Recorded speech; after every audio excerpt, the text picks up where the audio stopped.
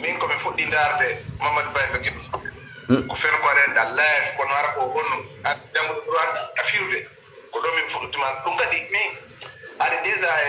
odi min paɗi ko andi ko super tawa ko wonde kat wa donc la jodi ɗo goreɓe ko mi jagire nan ɗo firu ay ga ko ɗo min fuɗɗi darde anno no mi arde ga ni ar hoteɗɗa guine min toujours min daara kono réseaux sociaux guineje ne ɓaɗa konde ne ɓaɗe yandana hoore mum ndar tum e balɗe ɗo jama fuɗɗi andude ko woni mum seeɗa kono ko wallahi kono enen guine par ce que non ɓuuri andude jama on ala jaɓude kay jam woni len wonɗo leydi korko woni wonɓe leydi tonga wonɗa jagde jam ɗon noon kadi wonnima ka jama mum yeɓde mbuɗuɓe jam nam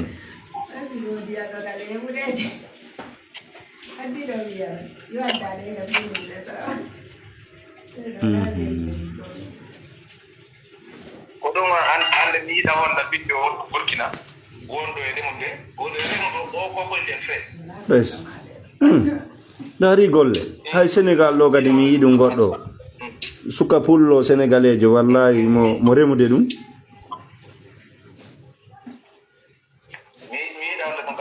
Basiru yiɗali ɗe ɗo ke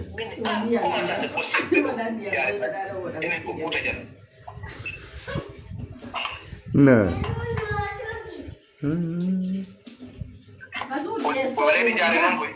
leyɗe jaare min miɗo ngalli ko joni mi hawri e image o mo Burkina ɗon fresson billahi mo remi ɗum kadi ka guesa toon o soñiti mo waɗi emballage e makko koy mo waɗi nder toon 500 grammes 500 grammes e leydi Burkina goɗɗo rema fresh enen yiɗe mari wa Fuuta ɗo nini no ɓuuɓi hak mari jamano jooɗi hay hoore men en wata nafde hay hoore men en nafata min nini kam on ɗo sa wi'ila komi tawde mawɓe am teke ko aawu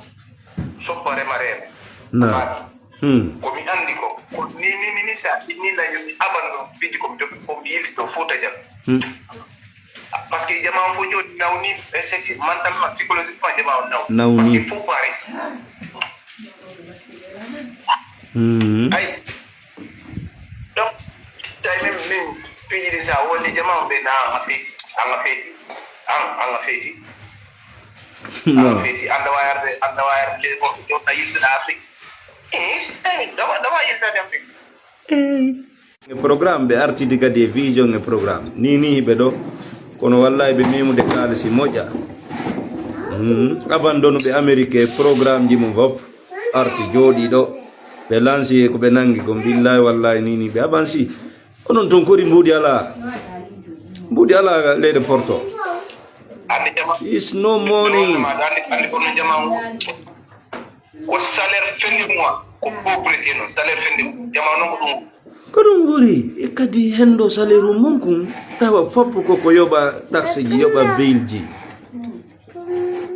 ko ɗum wona leyde porto duuɓi 15 tawa ko mantorta ko fi tummo darni cuurum Conakry hamdallah e bambe to Koza Wanindra fi tum imo darni ɗon duplex il pense que il a réussi sa vie tawa noon o wona kadi jofojo yore ɗum fof so arti ka makko ko dammor ko woni wo ko yo guide wona menen woɓɓe yaltuno lande mi laɓani kono ɓe woɗɗaga Côte d'Ivoire kono si ɓe ari ko ɓawa ɓe wondata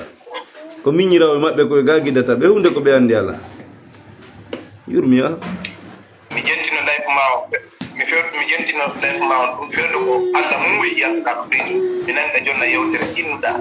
est ce que si a yalti leydi Guinée a yeehi leydi ɗon ko Europe woni ko Amérique aɗa andi koyde andi politique a heɓay kay kono est ce que a wonta e Guinée innuɗa e nder selo information ma a wonta inda a wawa inidade man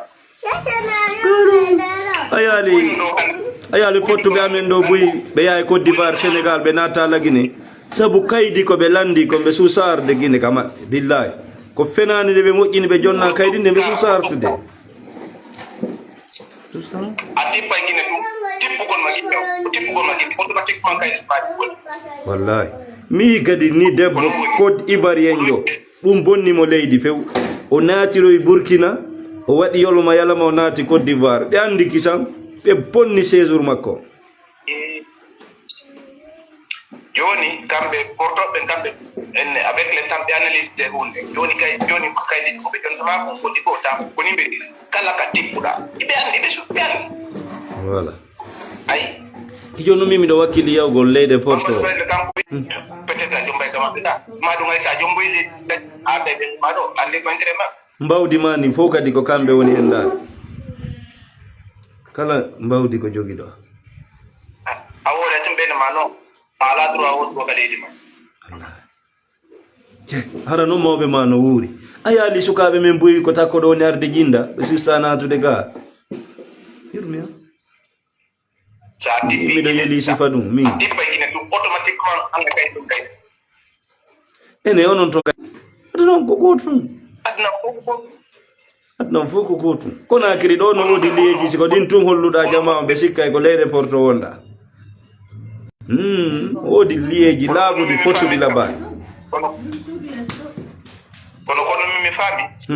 woɓɓe go no woodi ha joni hakkille maɓɓe ɓe ɓinaade on mi yewtide siɗɗojo an nebiraɗo e debal ɗo oni lan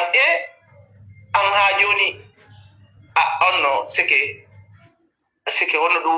wolirde honno a rawnali gila yewɗa leydi porto yimɓe boni toon ɓe rawni minimo kommo yettima leydi porto rawnay go yayraɓe ɓe ñamen ɓe daninde wo kala yew ɗon wo kilima on ɗon si tappi on tigi on rawnay min astahfirullah min yanna ɓeydani hen fof kadi menen kanko ɓe naate noppi amen andon ɓe wiyatami ene yagi ɗo sa ari Europe ɗo billahi 6 mois giɗo a wawi wa arabujo masi ko Amérique ɗo sa naati ɗo hakkunde Allah wawi wa arabujo ene min ko ɗum mi yaja e mum rawnugol jalba ɗum windu ɗon men ƴettama awa ɓayro an hiɗa andi Mamadou Diallo meɗen yiide kede min ala yiide ko wona jindede takko ɗo kon fof e hoorele ɓe ko ɓe inde maɓɓe nden ko ɓe notori ko ɓe guinéen ɓe kono ɓe suus sarde la Guinée ɓe suusda a joni mbay menen min anda yoɓe ari la Guinée awa kala mo yiiɗa woni wuuɗo kala mo woni wuuɗo ka réseaux sociaux ba mo woɗataba kala mo yiiɗa noon fefindoɗo kombo añi yawgol kam gasi goto aña argol kam tentini a yehi leyɗo porto a waɗi duuɓi joyi heɓi kaydi saguma premier voyage on ko ka leydi ma ka na leydi ma kono sagu non ko ɓiyo Sénégal ɓe nande famille maɓɓe ko ɓe rouge woni clignotant fe rouge on himo e peera makko ari o tawi goɗɗo no dari ka no habbi clignotant on ha waɗa vert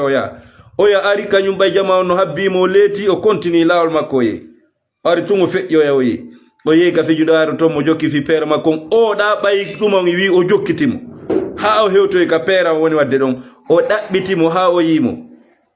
oyni ene ko an rewinanen ka clignotant wonɗa ari tun a daraki feƴƴuɗa o yawi hi kono andi miɗo mari peera ko ɗum ani nolam mi leeti tawi miɗo retard